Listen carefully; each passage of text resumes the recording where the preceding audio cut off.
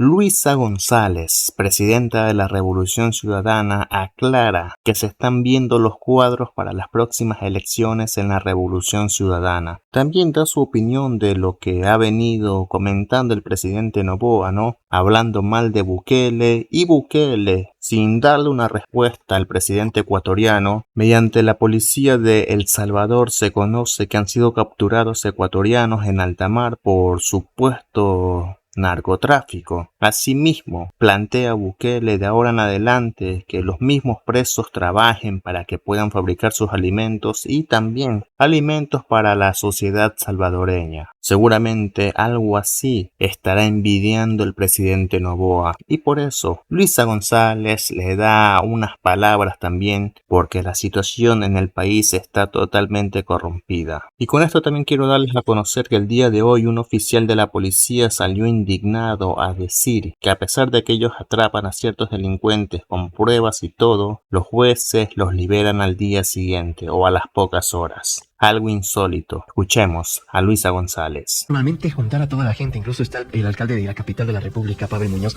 es siempre factible reunir a toda la gente físicamente, presencialmente, para poder tener este contacto. O los contactos de las relaciones se lo hacen a través de las redes sociales, a través de línea. Bueno, el tema geográfico siempre es un limitante, ¿no? Y las funciones, nuestros compañeros que son parte de los diferentes gobiernos autónomos, alcaldías, prefecturas, juntas parroquiales y demás, están dedicados a hacer su trabajo por la patria, que además tienen hoy una complicación más grande, que es que el gobierno central no les entrega los recursos que ellos necesitan para poder cumplir con las obras que los ciudadanos les han pedido, ¿no? Entonces muchas obras que tienen que hacer las prefecturas, que tienen que hacer las alcaldías, las juntas parroquiales, no se llegan a plasmar como se lo esperaba, porque el gobierno central no está otorgando los fondos que les corresponde por ley a los gobiernos autónomos. Y que no solamente son entregados y que están siendo entregados a discrecionalidad del presidente de la República. Es decir, si hay un gobierno afín, un gobierno autónomo afín, se le entrega más pronto, y a otros que tal vez no son tan afines al gobierno, pues no le entregan esos recursos, cuando lo que aquí se tiene que ver es la necesidad de la población. Es de esa manera en que tienen que asignarse los recursos que están establecidos, las transferencias directas desde el Ministerio de Finanzas, que no se ha cumplido, y que esperamos que el gobierno nacional también entregue esos recursos que van a servir para la obra pública, para dinamizar la economía, para generar empleo, y lo cual impacta directamente sobre frenar la migración de nuestros hermanos. Ahora que se lo menciona, doctora González, en el contexto de recursos, se incrementó el IVA del 12 al 15%, ahora se anuncia la eliminación de los subsidios ya que entrarán en vigencia a finales del mes de junio. Posición del Movimiento Revolución Ciudadana a propósito de estos dos temas. Bueno, nosotros hemos sido muy claros como Revolución Ciudadana. El Ecuador necesita que se genere un crecimiento económico. Y el crecimiento económico no se va a dar si hay una contracción de la economía a través de una alza de los precios, porque eso reduce el consumo. Los hogares que viven con lo justo, que todo lo que ganan en una gran mayoría se dedica al consumo, y que al subir los precios, porque aumentó el IVA, el consumo se ve reducido, eso también impacta sobre la economía, porque habrá muchos negocios que empiezan ya a cerrar su operación. ¿Por qué? Porque hay menor consumo, hay menor demanda. Aquí nosotros fuimos claros en decir que nos oponíamos al aumento del IVA, porque el aumentar el IVA iba a hacer que se encarezcan todos los productos de la canasta básica. Sin embargo, desde el gobierno el comentario fue que esto no iba a subir los alimentos, que no iba a subir las medicinas. Claro que suben, porque tal vez sí, el pan no lleva IVA, pero los insumos para poder hacer ese pan sí llevan IVA, y todo eso son costos de producción que se trasladan al producto final y que obviamente aumenta el precio. Y que las familias que con $1 compraban tal vez 5 o 6 panes, ahora compran 4, consumen menos, y también se empobrece más la familia ecuatoriana. En cuanto al aumento de los combustibles también, que es lo que estamos enfrentando, el segundo aumento de los combustibles en los últimos 3 meses. El primer aumento de los combustibles se da con la subida del IVA, porque los combustibles llevan IVA, y el segundo aumento es a través del retiro de los subsidios, dice, ¿no? Es un aumento del precio de los combustibles que va a encarecer aún más los productos que consumimos los ecuatorianos, los bienes, los servicios. Esto va a contraer aún más la economía y no va a haber crecimiento económico. De hecho, la previsión de crecimiento económico para el Ecuador está a los niveles de Haití y de la Argentina de Macri. Somos uno de los países que peor crecimiento económico tendrá este año, y probablemente sea un crecimiento negativo, ¿no? Lo cual afecta en empleo, en pobreza, y más aún con las condicionalidades del Fondo Monetario Internacional, que exigen una austeridad expansiva, en donde te piden reducir el tamaño del Estado, te piden aumentar los ingresos del Estado en cerca de 2.500 millones, pero ¿cómo los aumentas si no hay una reactivación económica que te genere más ingresos al Estado a través de impuestos, sino que vemos que lo están haciendo, cómo obtener esos fondos que te exige el Fondo Monetario Internacional, lo están haciendo a través de quitar los subsidios, que aproximadamente se obtendrán cerca de 600 millones de dólares, y yo diría allí, si queremos obtener recursos también, ¿por qué no empieza el señor Noboa por pagar los impuestos que debe la familia Noboa al Estado ecuatoriano a través del SRI? Se deben más de 90 millones de dólares, deudas en firmes, listas para cobrarlas y pagarlas. La familia Noboa aún no cancela esos fondos al Estado ecuatoriano, que puede servir para las obras de infraestructura que requiere Azuay, para las carreteras, para los puertos, que reactivaría además esto la economía local, sobre todo. Doctora González, sin embargo, ¿cómo entender esta situación en el momento que se está atravesando en el territorio ecuatoriano? Luego del anuncio que hacen ya el gobierno a propósito de la eliminación de los subsidios, se habla de una compensación a cierto sector de la transportación, y las organizaciones sociales, organizaciones indígenas,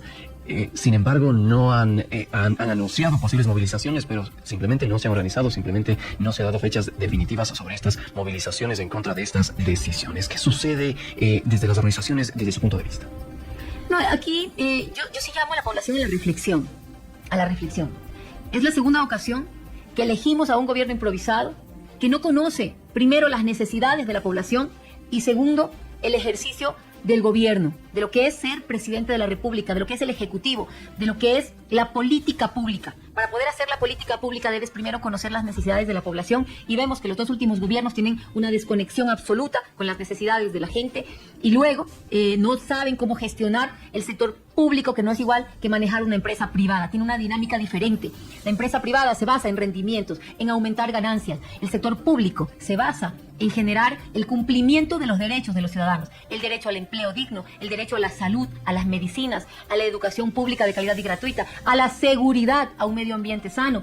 Esa es la gran diferencia. Entonces, cuando tú llegas a la presidencia de la República con un equipo sin conocimiento de la gestión pública, desconectado de la realidad nacional, improvisado, tienes como resultado lo que hemos vivido con el señor Guillermo Lasso y lo que vivimos ahora con Daniel Noboa. Desconexión de la realidad, desconocimiento de la gestión pública, mala toma de decisiones, pésima ausencia de política pública, y se ve reflejado en aumento de la pobreza, aumento de violencia, aumento de migración, con las consecuencias que trae eso a nivel social, además, por la ruptura de las familias.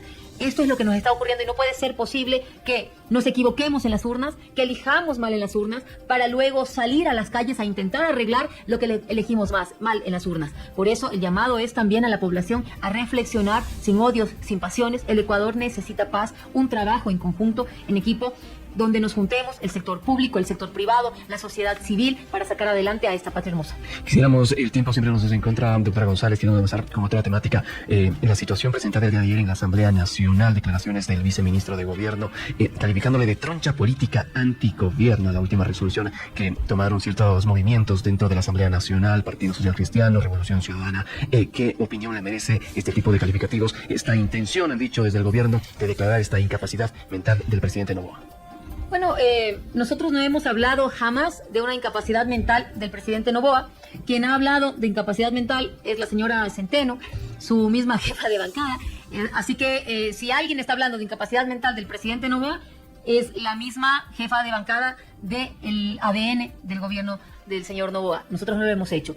Y cuando hablamos de incapacidad, creo que también el pueblo ecuatoriano ya ha visto que el presidente Noboa es incapaz de gobernar, no conoce la gestión pública, conflictos internacionales, y esto que ocurre ayer en la Asamblea es por las declaraciones que hace ante el medio, el New Yorker, el señor Noboa, donde habla en contra de presidentes latinoamericanos, El Salvador, Colombia, Argentina, y se le pide que ofrezca disculpas antes de que nos ingrese en un conflicto más a nivel internacional.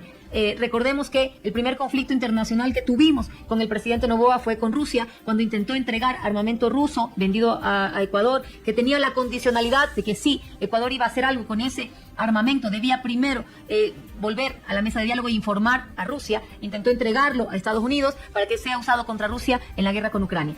Este fue el primer impasse a nivel internacional, un conflicto que generó que Rusia ponga restricciones económicas al Ecuador, como no recibir la exportación de claveles. Y esto generó desempleo en un país que tiene el 65% y un poco más entre desempleo y subempleo. Así que ese fue el primer conflicto internacional y tratando de evitar que haya un conflicto internacional más, la Asamblea le exhorta al presidente de la República a ofrecer disculpas. En este contexto también es necesario conocer estas intenciones que tiene la Revolución Ciudadana ya con miras a las elecciones 2025. Se está moviendo ya la revolución porque se menciona también intereses políticos detrás de estas situaciones que se viven dentro de la Asamblea Nacional, doctora. Bueno, nosotros como Revolución Ciudadana siempre estamos trabajando en el territorio, lo primero, no hay ninguna intención oculta. La Revolución Ciudadana se ha caracterizado por siempre decir la verdad y decirlo de frente a la gente, a la población, a nuestros votantes, a nuestros militantes, y en eso lo que ocurrió ayer en la Asamblea, ya lo he aclarado, es para que se ofrezca disculpas y no entremos en un conflicto más a nivel internacional. Suficientes conflictos tiene Ecuador a nivel nacional como para seguir incrementando los internacionales. Y en cuanto a las próximas elecciones, trabajamos el territorio. Hoy día estaré reunida con nuestra militancia, con compañeros, autoridades y dirigentes de la Revolución Ciudadana. Tendremos un almuerzo también con ellos para seguir fortaleciendo la estructura y el trabajo, invitando a los jóvenes, a los hombres, a las mujeres a sumarse a este proyecto de patria que lo que busca es hacer del Ecuador un país seguro, un país de paz, un país sin migración, y que nuestros seres amados que han tenido que dejar el país puedan volver al Ecuador porque encuentren aquí condiciones dignas para salir adelante. Doctora, ¿se han podido ya definir cuadros para asambleístas, candidato a la presidencia, vicepresidencia? ¿Se analiza esto en estas reuniones?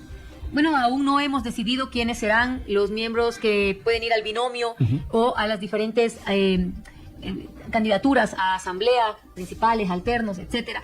Nosotros no hemos decidido eso, probablemente sea para finales de julio, inicios de agosto, que tengamos listo quién será los miembros, los representantes al binomio y a las diferentes candidaturas de la asamblea. Y esto es importante consultarle porque ya suenan nombres justamente, doctora González, se van lanzando ya lo que se denominan los precandidatos. El día de ayer el CNE daba a conocer que son 78 organizaciones políticas habilitadas ya para participar en estas elecciones del año 2025. Estamos ya en este año preelectoral. Quisiéramos conocer cómo se trabaja justamente, usted lo dice, vamos a tener reuniones con las bases. Influye mucho también la decisión o la posición que tenga el expresidente de la República, Rafael Correa, en la situación que se vive también con el ex vicepresidente de la República, Jorge Glass, estas situaciones que se ha vivido por parte de la Revolución Ciudadana, cómo se va tomando y por supuesto afrontando con miras a este 2025. Bueno, nosotros tenemos un buró dentro del movimiento Revolución Ciudadana y un buró también político, en donde el líder es el presidente Rafael Correa, obviamente es el líder de este proyecto político. Las decisiones se toman en democracia, analizándolo técnicamente, con argumentos también sobre quiénes deben ir a integrar los diferentes espacios. Se hacen reuniones de territorio, se pide sugerencias también en el territorio para poder estructurar las diferentes listas, ¿no? Y tiene esto todo un proceso de análisis y al final pues se toma la decisión. Estas dos últimas elecciones les deja enseñanzas, cosas a corregir. Es importante también, por supuesto, tener en cuenta lo que sucedía en estas dos últimas elecciones con los candidatos de la Revolución Ciudadana y las alianzas o posibles alianzas que se podrían formar en el camino. Miren, aquí es importante también que reflexionemos algo que ha ocurrido en las anteriores elecciones, ¿no? Hay una agenda para impedir que la Revolución Ciudadana gane las elecciones. Se lo hizo en la candidatura de Andrés Arauz, donde dijeron que recibía financiamiento de grupos armados colombianos. Vino el fiscal de Colombia a reunirse con la señora Diana Salazar y vemos que una vez que pasaron las elecciones, que ganó el señor Lazo, no pasó absolutamente nada con esa supuesta denuncia y uso de fondos de forma indebida. Lo que se hizo en la campaña de Andrés Arauz es introducir ruido, vincularlo con grupos delictivos, hablar mal de la Revolución Ciudadana para afectar la candidatura y que no ganen las elecciones.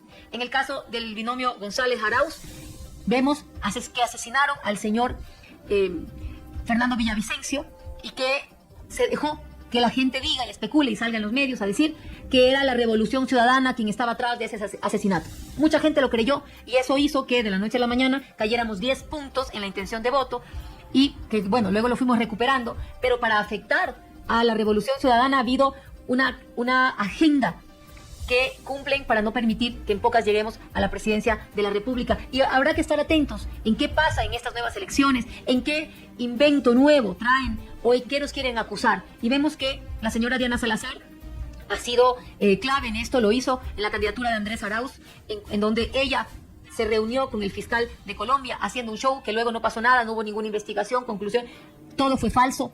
Y en el caso del asesinato del señor Villavicencio, la señora Salazar sabía que los responsables de ese asesinato eran miembros del grupo delictivo organizado Los Lobos. Sin embargo, dijo que ella callaba para poder seguir afectando a la Revolución Ciudadana prácticamente, ¿no? Diana Salazar, quien estamos viendo que, según las declaraciones del señor Wilman Terán, presiona jueces, interviene en concursos de jueces, maneja la justicia. Estamos viviendo 7 años en los que el Ecuador tiene el peor sistema de justicia a nivel mundial. En los rankings de los sistemas de justicia a nivel mundial, Ecuador está entre los peores, y eso se debe a que tenemos una pésima Fiscalía, Corte Nacional de Justicia, Consejo de la Judicatura, que desde la consulta popular de 7 veces sí, en donde pusieron autoridades a dedo, en el gobierno de Lenín Moreno, ha venido cada día peor la justicia, y esta justicia que no persigue delitos sino personas, como lo hace la señora fiscal, y como estamos viendo que las declaraciones de los diferentes jueces y demás lo están haciendo público, miembros del Consejo de la Judicatura lo están haciendo público. Vemos que el que no persiga los delitos, el que tenga la mayor parte de los casos en investigación previa, el que no llegue a una formulación de cargos, genera impunidad, y esa impunidad es lo que hace que se reproduzca libremente la delincuencia. Doctora González, en el contexto con miras a las elecciones 2025, se descartan alianzas especialmente con el sector de izquierda, movimientos, organizaciones políticas, el movimiento indígena, Pachacuti, Conalle. ¿Nos puede contar su posición al respecto? Mire, las alianzas siempre creo que pueden ser beneficiosas siempre y cuando haya una agenda programática de trabajo. Un trabajo en conjunto, un trabajo por el país. Creo que hay muchas coincidencias con lo que expresa la CONAIE a través de Leonidas Issa, el generar condiciones dignas de empleo, crecimiento económico, reactivación productiva, salud y educación públicas de calidad y gratuita, el tomar los espacios públicos para los ciudadanos y no para la violencia y la delincuencia, y el dar condiciones dignas para que nuestros hermanos dejen de buscarla en otros países, que dejen de emigrar porque están huyendo de la violencia o de la falta de empleo, sino que construyamos ese Ecuador de dignidad, ese Ecuador de paz, ese Ecuador de oportunidades.